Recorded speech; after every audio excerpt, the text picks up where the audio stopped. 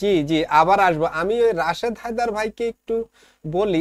রাশেদ হায়দার ভাই, বিবিসির ওই রিপোর্টে তারা বলেছে অজ্ঞাতনামা একজন সরকারি কর্মকর্তার সঙ্গে শেখ হাসিনার কথোপকথনের ফাঁস হওয়া অডিওটি এখনো পর্যন্ত সবচেয়ে গুরুত্বপূর্ণ প্রমাণ যে তিনি সরকার বিরোধী বিক্ষোভকারীদেরকে গুলি করার জন্য সরাসরি নির্দেশ দিয়েছেন। আমার প্রশ্ন হচ্ছে যে অজ্ঞাতনামা সরকারি কর্মকর্তা, বিবিসি এমন একটা ইনভেস্টিগেশন করেছে, বিবিসির মতো একটা বিশ্ববরেণ্য এই সংবাদ মিডিয়া, যেটা আমরা আমাদের একদম শিশুকাল থেকে সেটা আমাদের বাপ দাদারাও শুনে আসছে, তারা অজ্ঞাতনামা এক কর্মকর্তার বরাত দিয়ে এই অডিওর কথাটা এই তাদের প্রতিবেদনে নিয়ে আসছে। এই যে এটা কি হয় সাংবাদিকতার ভাষায়? এই যে অজ্ঞাতনামা, এত বড় একটা সংবাদ মিডিয়া, তাহলে তারা কি ইনভেস্টিগেশন করলো? তারা ওই কর্মকর্তা সম্পর্কে ন্যূনতম ধারণাই তো দিতে পারলো না। হায়দার ভাই, প্রশ্নটা প্রশ্নটা সেই জায়গায় যে অজ্ঞাতনামা, অথচ অজ্ঞাতনামা বলে কাকে বাঁচাইতে চাচ্ছে? বা আপনার যেটা এটা হচ্ছে যে আপনার 13 সেকেন্ডের একটা ফোন কল, 13 সেকেন্ডের, কত তারিখ কবেকার এটাও নেই। আবার তারা যেটা বলতেছে সেটা হচ্ছে যে এই ফোন কলটা মাননীয় প্রাইম মিনিস্টার যাকে করেছিলেন সে এটা স্পিকারে দিয়ে রাখছিল, যার কারণে স্পিকার থেকে আরেকটা ফোন দিয়ে এটা রেকর্ড করার কারণে আশপাশের কিছু সাউন্ড নয়েজ শোনা গেছে।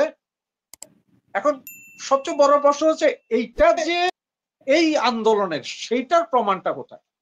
কারণ বাংলাদেশে দেখেন এর আগে দুইটা ঘটনা আছে। একটা হচ্ছে যে আপনার বিডিআর বিদ্রোহ, সেই সময়কারও হইতে পারে, আরেকটা আছে হলি আর্টিজান, যখন এই বিদেশি 54 জন বিদেশিকে হত্যা করা হইলো তখনকারও হইতে পারে। এখন তখনকার সময়ও নির্দেশ দিতে পারে যে তোমরা মাস রিপেন ব্যবহার করো। প্রিয় দর্শক, যে যেখান থেকে দেখছেন লাইভটি শেয়ার করার জন্য অনুরোধ করছি। রাশেদ হায়দার ভাই, আপনি আলোচনা চালান। যে তোমরা প্রাণঘাতী উইপেন হলে ব্যবহার করো, করে হলো আমার এই যে বিদেশি মেহমান যারা আছে, যেটা আমাদের দেশের জন্য মান সম্মানের হানি, এদেরকে রক্ষা করো। কারণ 8-10 জন সন্ত্রাসীর জন্য আমার দেশের এত বড় ক্ষতি হইতে পারে না তখনকার। এবং আমাদের কাছে এখন পর্যন্ত যতগুলো রেকর্ডিং আছে প্রাইম মিনিস্টার, তাতে দেখা যায় যে এটা 2016 সালে। বিবিসি বলতেছে যে তারা কার সাথে কথা বলছে বা কার সাথে শেখ হাসিনা এটা বলে নাই। আবার বিবিসি বলতেছে তারা এটা ফাইন্ড আউট করছে। হোয়ারাজ গত পরশুদিন রাতে, বাংলাদেশ সময় যখন রাতে 12টায় বিবিসি এটা প্রচার করলো, ঠিক গতকালকে আপনার দিনের 12টার সময় এই যে আপনার আন্তর্জাতিক অপরাধ ট্রাইব্যুনালের যে চিফ প্রসিকিউটর, সে বললো যে এটা তাদের বের করা, সিআইডি বের করছে, বাংলাদেশ সিআইডি নাকি এটা বের করে দিয়েছে, তাদের বের করা। তাহলে এখন কনফ্লিক্ট যে এটা আসলে কার, এটা কি আসলে বিবিসি নাকি তাজুল ইসলাম তাদের কাছে দিয়েছে। আবার এখানে দেখেন উনি বিবিসি একমাত্র যে কিছু জামাতের, শিবিরের বা এনসিপির লোক ছাড়া বাকি আর কারোর সাথে কথা বলে নাই। সে একজন আওয়ামী লীগের লোকও পায় না যার সাথে কথা বলতে, চাইলে তো পারতো। এবং আরো ইন্টারেস্টিং ব্যাপার হলো কোইন্সিডেন্স দেখেন, ওরা সব দেখাচ্ছে যে এখানে মারছে, এখানে মারছে, কি কারণে মারা হইল, কেন মারা হইল, 18 দিন ধরে যাত্রাবাড়িতে গন্ডগোল চলতেছে, ওই সময় কি হলো, এগুলো কিছুই আনে নাই। মানে সব এটা হচ্ছে যে যেটা যেটা দিয়া প্রমাণ করা যায় যে শেখ হাসিনা দোষী, শেখ হাসিনাকে ফাঁসি করানো দেওয়া যায়, সেটাই প্রচার করা হয়েছে। তো এটা বুঝাই যায় যে এটা পয়সায়।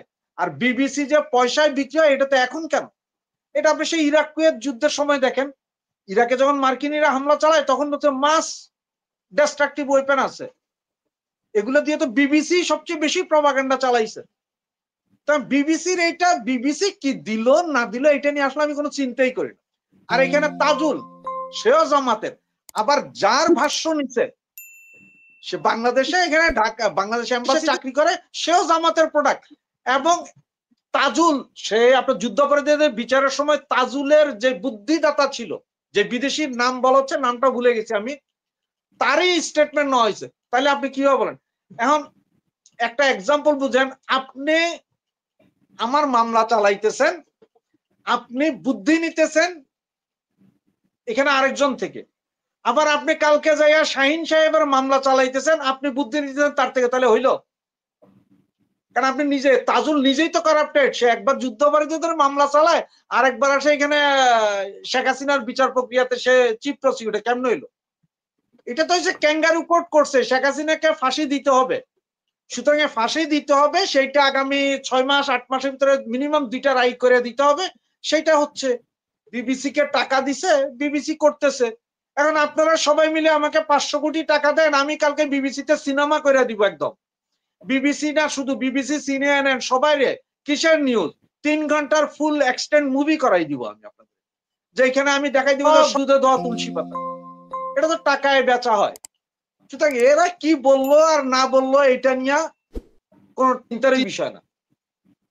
দিলে পুরোটা দিতেন, প্রকাশ করতেন কার সাথে কথা বলছে, শেখ হাসিনা কি কোনো ওসির সাথে কথা বলছে, উনি কথা বললে হয়তো না রাশেদ হায়দার ভাই, এটা নিয়ে আলোচনার মূল কারণ হচ্ছে এটা তো মামলার এভিডেন্স হিসেবে নেওয়া হচ্ছে, অতএব এটা নিয়ে তো আলোচনার সুযোগ আছে। আর যেহেতু জি বল, আপনাকে ওই জায়গায় বললাম যে মামলার এভিডেন্স হিসেবে নেওয়ার সুযোগ আছে, মানে কি যেখানে তাজুল তো বলছে যে এইটা ওনারাই তৈরি করে দিছেন, ওনারাই এটা ফাইন্ড আউট করে বিবিসির হাতে দিছেন, এটা তাজুলের গতকালকের প্রেস ব্রিফিং এ আছে।